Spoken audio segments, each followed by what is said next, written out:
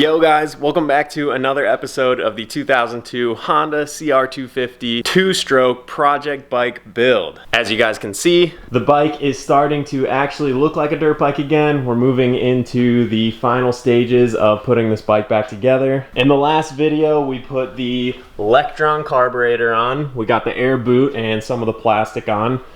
We swapped the seat cover to this nice new Guts Racing seat cover. Got the rear shock on. It's looking absolutely sweet in there. All nice and coated up, done up by Racetech and SGB Racing. Got the rear brake all mounted up. And a couple little other things here or there. So if you missed that video, you'll want to go back and watch that because that's the video where this bike really went from looking like a heap of metal into looking more like a dirt bike again. But as I said, not really a whole lot to do left in this build. I was just waiting for a couple parts to show up and they did. So it's time to pretty much finalize this this build, get it back up to a full properly working dirt bike. So that's pretty much gonna be the goal of this video. If you guys watched the last video, you would have seen I put the rear wheel on, but I had to take it back off because I forgot that the previous owner drilled out the chain adjuster bolts to be way oversized. And I did not want to reuse those because it just felt really janky and sketchy. So I picked up a Tusk swing arm chain adjuster bolt repair kit.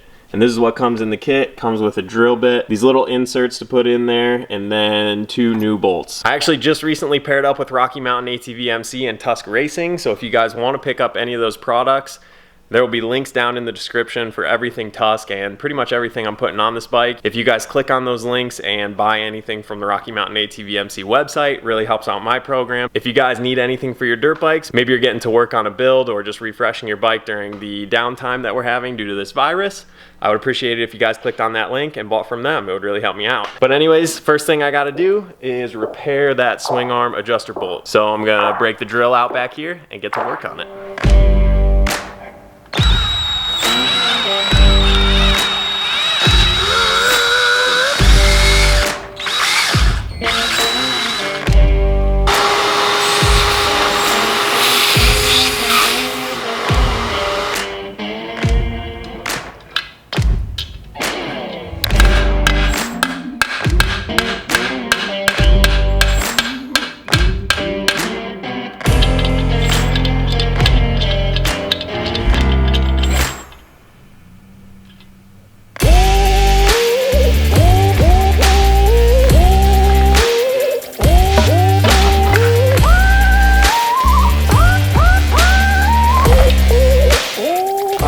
As you saw, the left side went perfectly. That insert fit right in there and it threaded in perfectly nicely. However, on the right side, I don't know why, but the previous owner actually drilled the right side out bigger than the left side. So this hole is actually bigger than the drill bit that I was supposed to use to put the insert in. So kind of annoyed a little bit by that, but oh well, it's a project for a reason. I guess I'm just gonna have to use the old ginormous bolt that the guy before me was using for now, and then eventually I'll have to get like a threaded insert or something to bring it back down to the OEM size. So not a huge deal, but it is gonna be a little bit of an eyesore until I get that finally fixed. But like I said, not a big deal when we move forward. Next up on the list of things to do, put these beautiful front forks on this bike. Once again, SGB Racing did all the coatings and assembled it with Racetech gold valves. I swear by that stuff. SGB and Racetech do an incredible job. The stuff that they did for my 450 is, I mean, that thing handles amazingly. Like, that's by far my favorite 450 that I've ever had just because the suspension is so good. So really stoked to have it on this bike.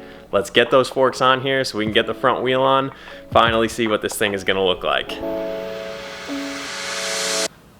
Yes.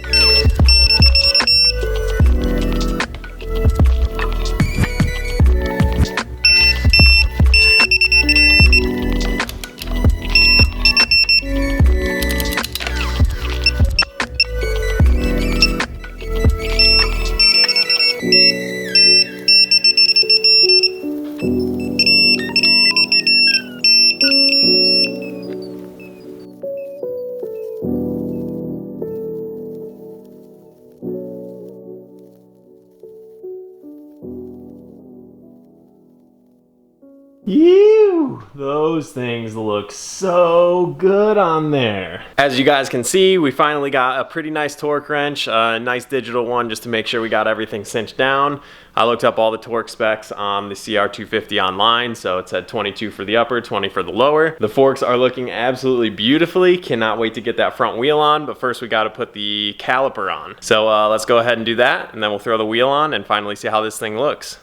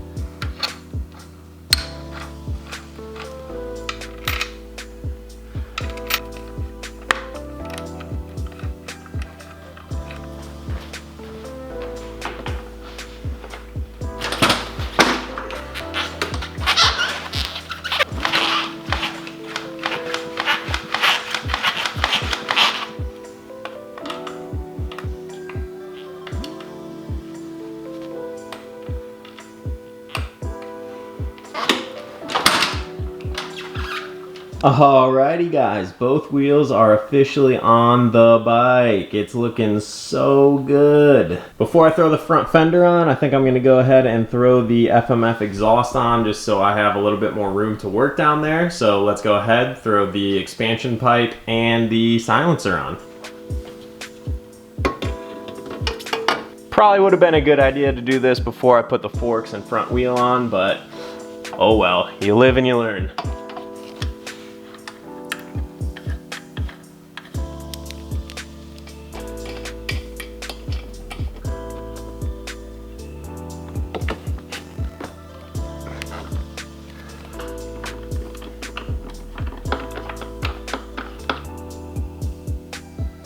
Alright guys, exhaust is all mounted up. We went with the FMF Fatty and then the FMF Shorty silencer. It seems to be a pretty common setup. So very excited to see how that runs. It looks freaking awesome. Time to put that side plate back on and then move to the front fender. So the front fender is going to be an interesting one here because obviously this is a 2002 bike. And I am using the updated front end off of the 2017 to 2020 style. And as you can see, there's kind of like this step where the front bolts go, and it's just flat on here, so it doesn't quite line up correctly, so it doesn't fit. But luckily for me, there's a very smart man out there named Cameron Naimela who owns a company called Prime MX. I'm sure he needs no introduction. He does a bunch of awesome YouTube builds, and he has come up with the perfect solution for this. So here is the kit that Cameron has set up and he sells on his website, Prime MX. It comes with a bracket to go on the front here to mount up the new style front number plate. But the bigger thing is these templates. So these templates will go right on here like so. We'll put some bolts through these holes. Then these little circles mark where I need to drill some new holes so that it'll mount up to the old style triple clamp. So Cameron is a genius, super awesome fix for this. So I'm gonna break out the drill and start to get to work on that. If you guys have an old bike and you wanna update it to the new front end, head over to Prime MX and pick one up for yourself. Cameron's an awesome dude. Go check out his YouTube if you haven't already. I'm sure you have though. If you're into bike builds, you've seen this guy's CR250. It's amazing. But yeah, gonna break out the drill, get drilling on this thing, and mock up the front fender.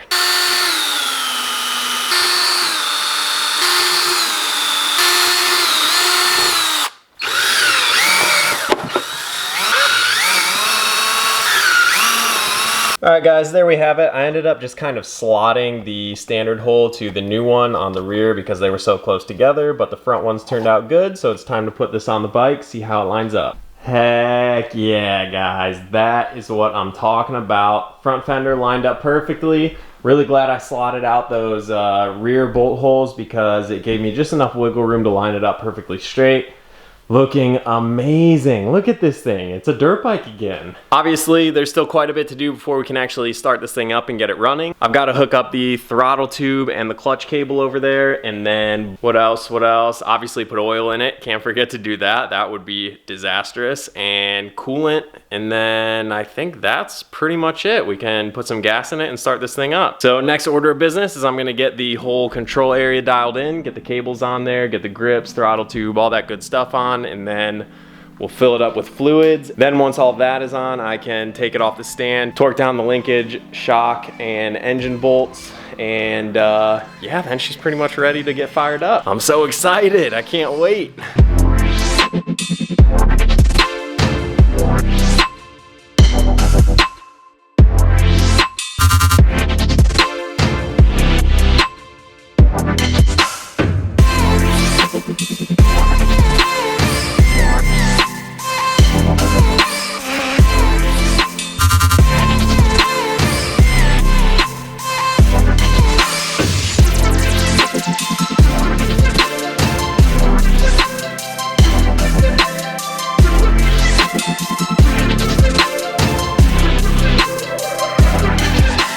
Alright guys, it is a new day here, and I have a hat on because my hair is getting just so long and unruly because no barbershops are open. So wearing the hat today. But yeah, I got kind of late last night and I just decided to call it quits and come back out when there was a little bit better lighting. So here we are today. We're going to continue on here. Got to go ahead and get the countershaft sprocket bolt and the chain on. Fill the brakes with fluids. Put transmission oil in, and then coolant and grips. And I think we're pretty much ready to rip. One thing that I did notice that maybe you guys can help me out with if you have a CR250. This clutch pull is absolutely ridiculous. Like, one finger is super hard to pull that thing in. Way harder than my 450 even. So like, it's definitely gonna be a middle finger clutch or the first two finger clutch. So I don't know if that's normal for a CR250. I mean, it is an older bike, so maybe it just wasn't as good back then.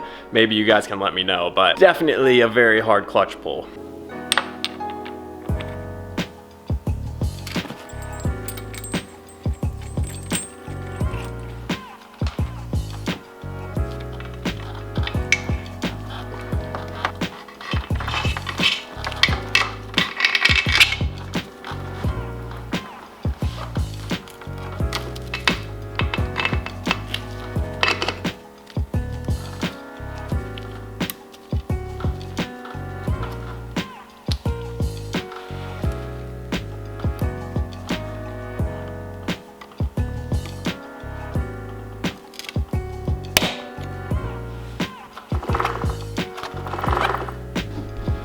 I think that's about the right amount of slack, huh boys? Time to go ahead and throw some fluids in this girl. Got some nice Pro Honda transmission oil we're gonna toss in there. Drink up, girl.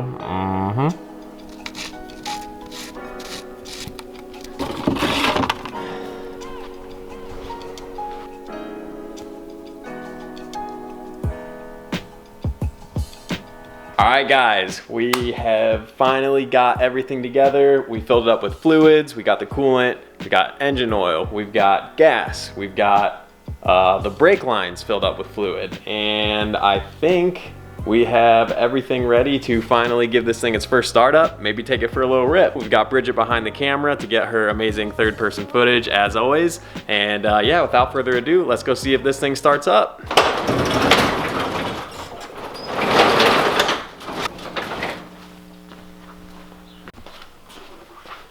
Can't wait. This will be my first time ever riding a 252 stroke.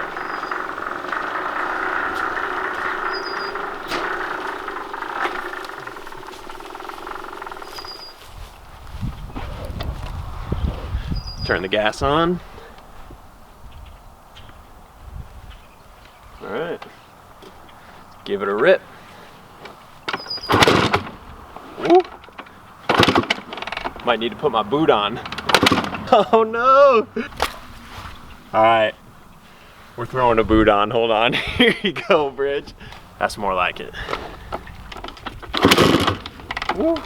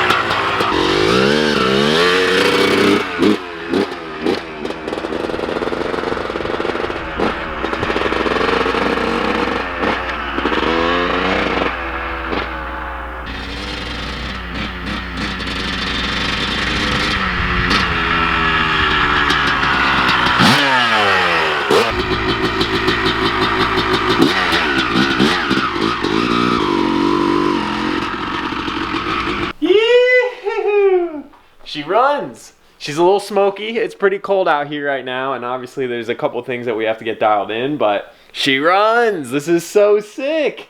I can't believe it. Like, two strokes are just so easy. You can take them all apart, put them back together, and they just run no matter what. So that is very, very satisfying. Freaking stoked on that. Alright guys, well I got so excited last night about getting this thing fired up, I completely forgot to film an outro. So as you can see, new clothes, it's a new day. It's freaking snowing outside.